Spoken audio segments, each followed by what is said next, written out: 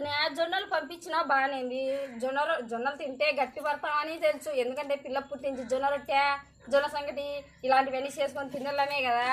నువ్వు పంపించినది బాగానేది. కానీ ఏంది వదినా కిలోమీటర్ పోవాలని నడిచి రావాలంటే తిన్నే జొన్న రొట్టె బల్లము అంత మొత్తం నడిచిపోయి చల్లగా సరిపోతుంది. బండి లేకపోయా బడక లేకపోయా బండి వేసుకొని పోదామంటే ఏది కిలోమీటర్ అబ్బా దాదాపు కిలోమీటర్న్నరంతా అదిలే. అది చెప్పనీకి రాదు. కానీ మొత్తానికి ఏదైతే ఉందో వదినా మీ అన్నకు మటుకు 7 కేజీలు వెళ్ళిపోయాలంటే వదినా మరి చేతి వంట భలే రుచి ఉంటుంది వదినా. అందుకే నువ్వు వచ్చి ఇన్నే మరుగుతావని రాకుండా ఉండవు నాకు తెలుసులే. కానీ నీ మాటలలో జొన్న రొట్టె మాడిపోతుంది వదినా. ఇదా ఇట్టంటా చూడు నేను రొట్టె కాల్చాలని నీ చిన్నోళ్ళు కూడా రొట్టె కాల్చాలంట. ఏం పిల్లలే వదిలేబ్బా రొట్టె కాల్చాలి కాళ్ళు ఉండలేటావు కాల్చకుంటే మీ అన్నకు కోపం ఎట్టవుతుంది నాకు.